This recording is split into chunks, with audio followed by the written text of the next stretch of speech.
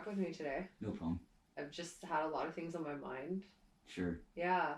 What happened? So recently, one of my friends, he became addicted to drugs. What kind of drugs? Heroin, actually. So I'm becoming a psych nurse, so I thought it was like something that it really bothered me. Is it a new thing for him? It is new, yes. He just recently developed it and he told me about it too. But he said he's been dealing with it for a long time.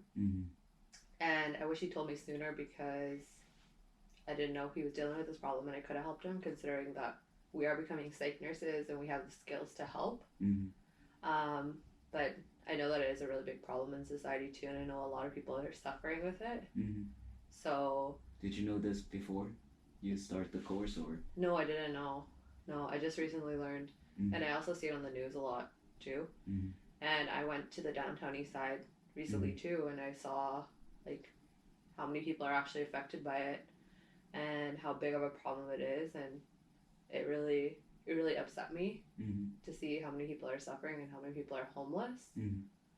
Another thing that I noticed was a lot of people are dying too. So he told me that some of his friends have died from it already because of fentanyl. Overdose. Yeah, overdose. Yeah. I lost someone too to it too, so it hurts me to see him using this drug too. So I don't know what I could do to help him. Or so he started from high school, or? I think so, or maybe in the past few years. I'm not sure. I think he's 25 years old right now. So he said he's been using it, and he said he's been using drugs since he was very young. But he said that he's had like problems and stuff since he was a kid.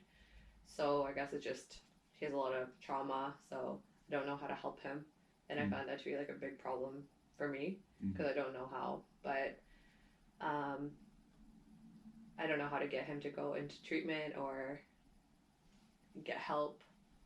But yeah, that's a pretty big problem.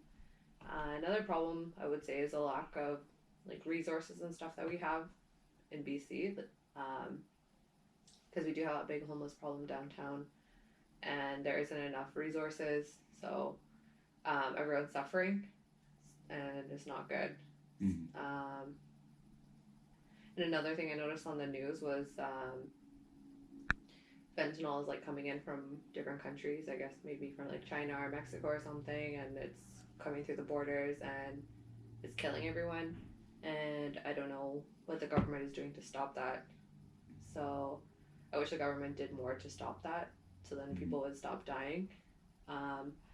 Another thing that I saw was treatment too. There are a lot of clinics downtown that help people, but it doesn't actually solve the problem. I think it just gives them more drugs, which I don't think is something that would be useful to someone. What do you think of the safe inject sites? I agree with it. You agree with it? I agree with it only because of the fact that it saves people, but it doesn't actually solve the problem. When I went to college a few years ago, I wrote a paper on that topic, and I saw the the pros and the cons, and the fact that it does save people's lives, and it does prevent the spread of disease too. So I think that's something that is useful to society because it does save taxpayer dollars. So I know people think it causes more problems or more people to use drugs, but I don't think it does.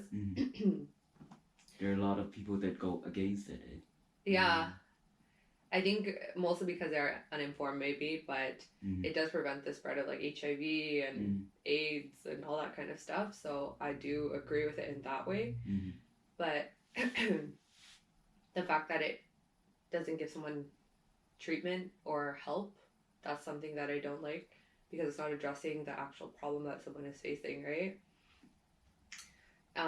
A lot of the clinics downtown, they'll offer safer drugs for people to inject, but it's kind of like similar to safe injection site, I would say, because they're still getting monitored, they're still getting clean drugs, clean needles. So I guess the main difference between one of those clinics and a safe injection site is the fact that one of them offers drugs and then one of them doesn't. You have to bring your own, so you're still using dirty drugs, I guess, at safe injection sites, but But the clinics, they're just giving you safe drugs, so then you don't have to steal anymore. So you don't have to do it on the streets. Yeah, you don't have to do it on the street. Yeah. You get clean needles. Yeah, but then the problem with that one is they're still using drugs though. Yeah. So it's still not addressing the problem. So I know there are other treatment options too. I think it's called methadone or Suboxone, so those types of medications, but the problem with those is they don't treat the problem well. So I think the people need counseling and they need therapy, and it's not being offered. So I think that's one of my concerns when it comes to this topic also. But I don't know what more I could do to help people, because I do want to help people as a psych nurse.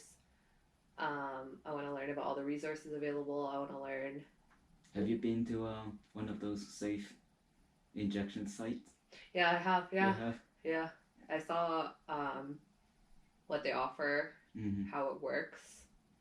I know Insight, they have the safe injection site at the bottom, and then at the top they have resources, but then again, it's still not enough in my opinion, and I feel like they need to do more still. So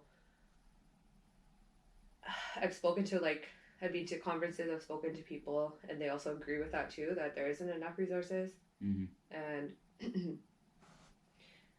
the drug epidemic is a public health emergency, and still the government isn't still fentanyl crisis.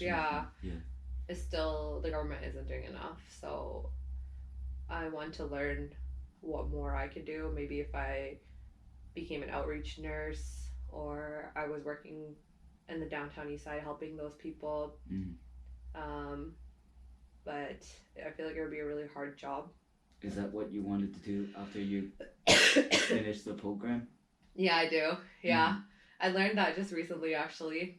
After doing my my rotation, I learned that that's what I wanted to do after doing my clinical practice. And I was able to see what was going on down there, and I've been thinking about different ways I can help, especially with the homeless crisis and how everyone flooded to the downtown east side, and how they have tent cities everywhere now, and I don't think it's right. I think the tent problem, it's huge, right? Yeah, it is huge. Because it's in Surrey too. It's in Surrey, it's in Vancouver, it's in other cities too. They're just moving them around. Yeah, that's it. Yeah. That's it, right? Yeah. They're not really solving the problem. No, they're not solving the problem, I don't think. No. So that's one of them. I think that's one of the first steps, is to deal with the homeless problem. And funding. Funding, yeah. Yeah, as well. Funding is the main concern. And housing is a big problem. It is a big problem, yeah. And who can afford? No one can afford to live here. Yeah, like 1 bedroom is getting to like 2,000. Yeah, even me and you can't. No. Even with though we have jobs. Yeah, we have jobs. Yeah. Yeah, so it's hard. So I understand. Hard. Yeah. But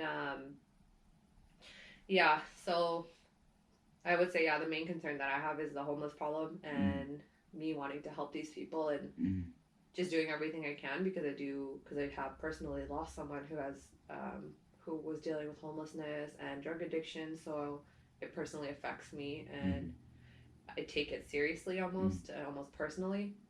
Have you talked to your friend about your concerns? Not yet. Not yet. I'm gonna talk to him though, but I think that's a good suggestion, because it might make him want to go get help or understand where I'm coming from, and I can share my personal story about losing someone to that crisis. So I think that is one of the best options, and I think it's a really good idea. But thank you for taking the time to listen to me. No problem. It really made me feel better. It's good that to talk about it. Yeah. Thanks for showing respect. No problem. Thank you. Thank you.